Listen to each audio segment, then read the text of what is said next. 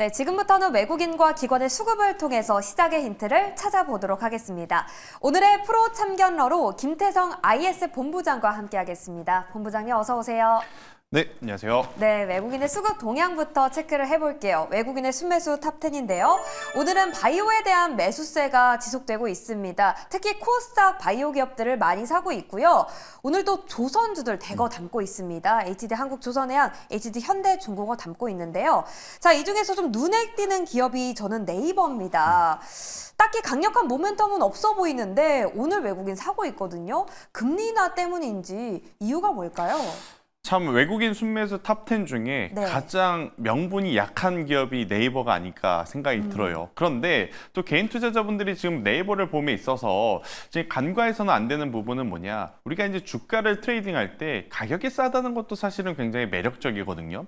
어제 이제 삼성전자가 굉장히 강하게 흘러갔던 이유도 사실은 여러 가지 이유가 있겠습니다만 가격이 싸다라는 부분에 많은 투심이 공감을 했기 때문이 아닌가라는 생각이 듭니다. 지금 네이버, 카카오 사실 우리 기억 속에 정말 잊혀진 지 오래된 기업 중에 하나가 아닌가라는 생각이 드는데 그중에서 네이버 같은 경우에는 사실은 최근에 주가의 어떤 반등세가 조금 야속할 수도 있을 것 같습니다. 아니 이렇게 숫자를 증명을 해내고 있음에도 불구하고 반등세가 이렇게밖에 안 나온다고? 라고 생각하시는 분들이 많을 것 같은데 일단 제가 이렇게 이야기할 정도로 실적에 대한 개선세는 좀 빠르게 나타나고 있죠. 그러니까 우리나라의 네이버, 그러니까 미국의 메타 이러한 플랫폼들이 사실은 올해 1분기, 2분기, 3분기 연속적으로 광고 커머스 쪽에서 굉장히 좋은 성과를 내고 있고 올해 초반만 하더라도 네이버를 바라보는 시각 중에 불편했던 시각 중에 하나가 뭐였냐면 알리와 테무 이들의 공세에 정말로 네이버가 실제로 돈을 가장 많이 벌고 있는 스마트 스토어 부분이 잘 성장할 수 있을까였었거든요. 그런데 네. 테무 알리 처음에는 정말 이제 흥행 돌풍을 일으키면서 우리나라에 들어왔습니다. 하지만 품질 문제라든지 여러 가지 이슈 때문에 결국 많은 소비자들이 한 번은 써보지만 연속적으로 또 사용하는 것에 대해서는 굉장히 부담감을 좀 가지고 있는 것 같아요. 그러다 보니까 결국 네이버 스마트 스토어는 크게 별 타격 없이 여전히 잘 성장하고 있다라고 좀 보시면 될 것 같고요. 지금 외국인들은 이 부분에 대해서 가격 메리트는 앞서서 이야기한 대로 좀 생겼다라고 판단을 하는 것 같아요. 그러다 보니까 외국인의 매수세는 좀 들어오지만 네이버가 우리가 생각한 것만큼의 강력한 랠리를 좀 보일 만큼의 네. 어떤 새로운 신사업이라든지 새로운 뉴스는 지금 없는 상황이라서요. 단기 반발세 혹은 상승이 나온다 하더라도 제한이 좀 걸릴 수밖에 없지 않겠나라는 의견을 한번 드려보도록 하겠습니다. 네, 알겠습니다. 기본 원칙 중에서 그런 말이 있잖아요. 저렴할 때 사고 비쌀 맞아요. 때 팔아라. 그쵸. 저평가 매력이 저가 매수세가 굉장히 매력적인 부분이고요. 그리고 스마트 스토어 견고하기 때문에 좀 기대는 되지만 좀 성장성 면에서 그쵸. 강력한 모멘텀이 부재한 게 좀 제한적인 네. 상승을 보여주고 있는 것 같습니다. 자, 다음으로 좀 눈여겨볼 기업 한화 에어로스페이스입니다. 강세를 지속하고 있는데 언제까지 지속될까? 이게 정말 궁금하거든요. 참 이 방산주의 힘이 정말 대단한 것 같아요. 한 2년 전에 태조, 이방원 아마 이거 많이들 들어보셨을 것 같습니다. 네. 태양광, 조선, 2차전지, 방산, 원전. 네. 이 중에서 지금 가장 시세가 끝까지 살아남은 쪽이 어디냐라고 하면 물론 조선도 오늘 지금 따라붙고 있지만 방산이 아닐까 싶어요. 특히나 이제 방산 3대장 중에 대장인 하나 에어로스페이스 같은 경우에는 인적 분할을 통해서 이 방산 산업만 지금 싹 집중을 해서 투자를 하고 있는 상황인데 이번에 좋은 뉴스가 나왔죠. 그동안에 이제 계속해서 나왔던 뉴스는 해외 수출에 대한 모멘텀인데 이번에는 자국 내에 이 공장 라인에 증설하는 비용을 엄청나게 크게 늘렸다는 이야기가 나옵니다. 대략적으로 약 5천억의 금액이라고 하는데 평균적으로 하나 에어로스페이스 같은 경우에는 약 800억 정도를 들여서 증설에 이 투자금을 썼습니다. 그런데 그것보다 지금 5배, 6배 넘는 금액을 투자를 한다? 그러면 투자자 입장에서는 하나 에어로스페이스가 정말 공격적으로 증설을 할 만큼 해외 수출 모멘텀이 지금보다 더 강력하게 붙어줄 수 있겠구나라고 해석이 가능하거든요. 그러다 보니까 오늘도 여전히 좋은 시세를 좀 내고 있는 상황인데 사실 지금은 네. 있으신 분들은 즐겁지만 네. 없으신 분들은 계속 망설일 겁니다. 매수 버튼을 눌러야 되는지 네. 아니면 다른 쪽으로 봐야 되는지 저도 이제 그 중에 하나이기 때문에 일단 매수를 좀 고려하신다면 지금은 아니다. 오늘같이 이제 불살 때 괜히 들어가면 굉장히 또 마음고생할 수가 저는 있다 생각이 들어서요. 오히려 만약 기간적으로 좀 쉬어감이 나오게 된다면 그때를 좀 이용을 하시는 게 맞을 것 같고요. 하나 에어로스페이스는 지금보다 훨씬 더 좋은 어떤 상승 모멘텀은 지금 만들어가고 있는 단계니까 너무 서두르실 필요는 없지 않겠나라는 의견을 드리도록 하겠습니다. 그렇다면 언제쯤 이익을 실현하면 될까요? 만약 가지고 계신 네. 분들은 지금 이제 목표가는 딱 40만 원으로 픽스를 좀 해놔야 될 것 같아요. 근데 네. 이렇게 라운드 피겨 가격을 이제 기준을 제시드리면 사실 그 밑에서 매도를 하고자 하는 어떤 수급도 굉장히 많거든요. 그래서 이제 조금은 러프하게 39만 5천 원에서 40만 5천 원 이 범위 안에서 저는 일단 일부 물량은 분할 매도를 하시면서 수익을 챙겨보는 것도 괜찮지 않겠나? 지금 굳이 빠르게 가지고 계신 분들은 대응하실 필요는 없다. 대신에 없으신 분들이 너무 공격적으로 네. 매수하기에는 좀 부담스럽다라는 의견을 드리도록 하겠습니다. 네, 한화 에어로스페이스는 보유자의 영역이고요. 보유하신 분들은 목표가 39만 5천 원에서 40만 원 설정해드리고 신규 진입은 좀 조정이 왔을 때 네. 눈여겨보시면 좋을 것 같습니다. 자, 그럼 외국인의 순매수 탑10 기업 중 가운데 본부장님의 탑픽을 하나 꼽아주시죠. 저는 네. HD 한국조선해요. 네. 오늘 공급 계약 소식이 있더라고요. 네. 매수 타이밍일까요? 한국조선해양뿐만 아니라 조선과 조선기자재는 올해 계속해서 매수 타이밍이었다. 그리고 하반기까지도 매수 타이밍은 이어지겠구나라고 이해를 하시면 될 것 같아요. 네. 왜냐 이제 보통 사업을 하면 우리가 내년도에 얼마만큼 팔 건지 이제 목표를 세우거든요. 그 목표를 이미 초과 달성했습니다. 100% 중에 지금 138%, 거의 140%를 지금 달성한 상황이기 때문에 지금부터 잔고가 쌓이면, 지금부터 수주가 더 들어오게 되면 당연히 초과분이기 때문에 우리가 생각한 것보다 훨씬 더 좋은 시장의 어떤 눈높이를 맞출 만한 성과를 내보일 수 있는 그런 상황이라서요. 저는 HD 조선해양 여전히 여러분들이 적극적으로 좀 보셔야 되지 않을까라는 생각이 들고 있고, 우리가 조선주하면 신조선가 이야기 많이 하죠. 그러니까 네. 조선 배를 만들어서 파는 가격 자체가 한참 높았었을 때와 거의 비슷한 수준으로 지금 올라간 상황. 여기에 이제 우리는 신규 선박 수주가 고부가 가치 어떤 라인업들이 굉장히 많은 상황이에요. 아무래도 이제 운반선도 운반선이지만 LNG, LPG 이러한 가스선들이 지금 많이 자리 잡고 있는 상황이라 컨테이너선을 많이 가지고 있는 중국보다 대수에는 밀릴지 몰라도 마진율적으로는 우리가 이겨낼 수 있다라는 의견 한번 드려보면서 HD 한국조선해양 여전히 우리가 관심 있게 보셔야 된다는 의견 드려보도록 하겠습니다. 네. 조선주는 매수 타이밍이 아닌 적이 없다. 기억해 보겠습니다. 조선주에 대한 의견 들어봤고요.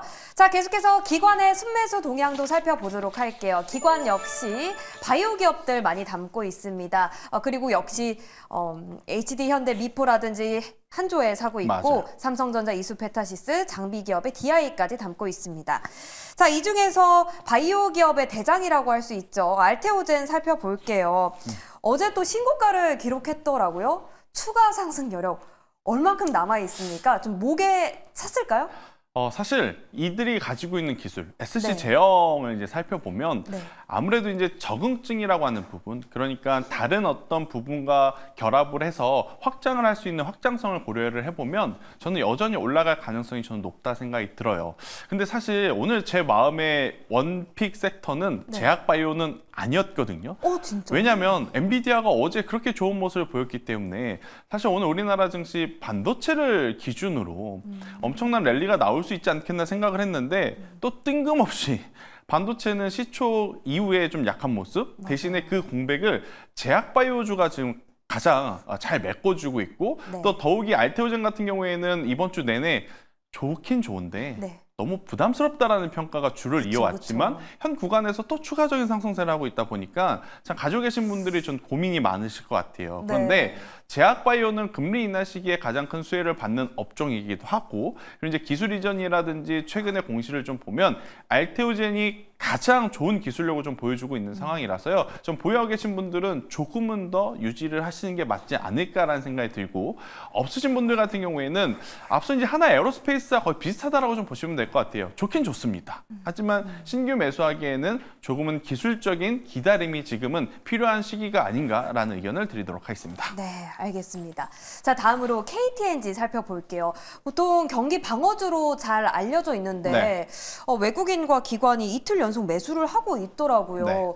이유가 뭘지 경기 좋다고 하잖아요. 네. 근데 방어주를 사는 이유가 뭘까요? 배당에 대한 기대감 때문일까요? 배당을 살 거라면 아마 은행주라든지 네. 금융 이쪽을 좀 볼 것 같은데 네. 지금 이들이 여기에 지금 관심을 갖는 이유는 아마 경영권 분쟁에 대한 의심이 가장 확률 높은 저는 부분이라고 생각이 들어요. 네. 고려아연 그리고 티웨이 항공 그 다음에 또 KT 엔지 또한 만약에 이런 이슈가 또 나오게 된다라고 하면 또 굉장히 시장에서는 여러 가지 뉴스가 나올 가능성이 높다 보니 기관의 매수세를 따라서 지금 많은 개인 투자자분들도 제2의 고려아연 제3의 T항공이 어딘가 요새 이것 많이 찾고 있더라고요. 아, 그 중에서 네. 또 거론이 되는 기업이 이제 KT 엔지이다 보니까 이쪽에서 이제 수급이 연속성을 좀 보이곤 있지만 사실 이 경영권에 대한 이슈를 통해서 개인 투자자들이 수익을 볼 수 있다? 당연히 볼 수 있죠. 단기적으로 대응을 잘 하시는 분들.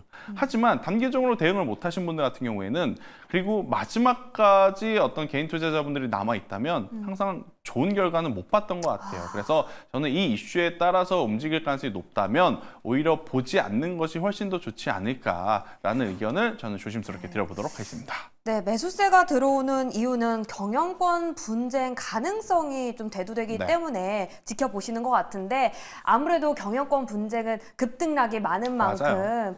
네, 트레이딩 관점에서 잘 지켜보셔서 대응을 하셔야겠습니다. 자, 그럼 이 중에서도 본부장님의 탑픽을 하나 꼽아볼게요. 어떤 기업일까요? 네, 정말 오랜만에 네. 오늘 원전주들의 흐름이 괜찮습니다. 그래서 두산 에너빌리티를 저는 기관 탑 10에서 뽑아보도록 하겠습니다. 네, 구글에서 그쵸. 네, SMR 기업에서 원전 기업에서 네. 전력을 끌어다 쓰고 있다고 하더라고요. 그러니까 기다렸던 뉴스가 이제 공식화된 거죠. 네. 그렇기 때문에 이제 우리나라 기업들 중에 가장 SMR에 최적화되어 있는 기업이 어디냐? 두산 에너빌리티입니다.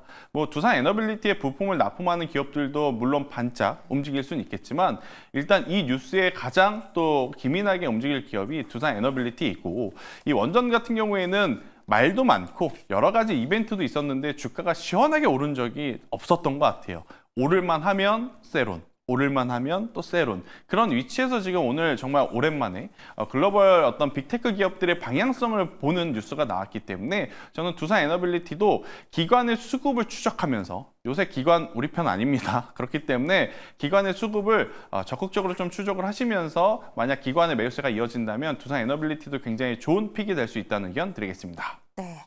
자, 그럼 외국인 대 기관, 기관 대 외국인 옥석을 가려보도록 하겠습니다. 자, HD 한국두산해양 실적이 정말 기대되는 기업이죠. 네. 두산 에너빌리티는 앞으로의 성장성이 무궁무진할 것 같아요. 본부장님의 픽은요? 저도 고민이 되는데 네. 사실 상승 탄력을 생각하면 두산 에너빌리티거든요. 네. 변동성을 생각하면 그런데 지금 시장은 안정성까지 또 고려를 해봐야 될 것 같아서 네. 저는 재미는 없을지라도 HD 한국조선해양을 여러분들이 꼭 한번 체크를 해보셨으면 좋겠다는 의견 드리겠습니다. 네. 네. 그럼 가장 큰 매력은 실적일까요? 일단 두 가지를 좀 네. 잡을 수 있을 것 같아요. 네. 첫 번째, 올해 이제 목표했던 어떤 목표치를 초과 달성했다라는 부분.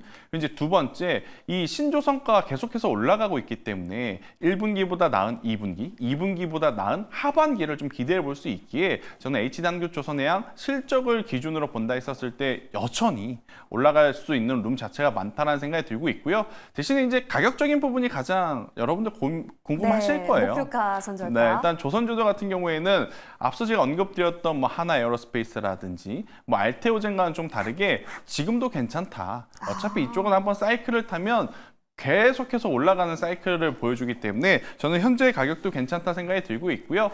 여기서 이제 추가적으로 상승을 한다면 25만 원이라는 가격대를 목표가로 잡으시고요. 만약에 조정이 나오게 된다면 17만 원이라는 가격대에 이탈을 하게 되면 그때는 왜 이렇게 빠지는지 이유를 좀 체크를 해봐야 될 것 같아요. 단순 수급 이슈라면 괜찮지만 수주에 대한 어떤 불확실 아니면 후판 가격에 대한 이슈 이러한 부분이 있다면 저는 17만 원 이탈 시에는 비중을 잠시 줄이시는 것도 괜찮지 않을까라는 의견 드려보도록 하겠습니다. 네, HD 한국조선해양 지금도 매수가 가능하다라는 의견입니다. 목표가는 25만 원, 손절가는 17만 원 제시해 드립니다. 네, 오늘은 이렇게 김태성 IS 본부장과 함께 수급을 참견해 봤습니다. 오늘 말씀 고맙습니다.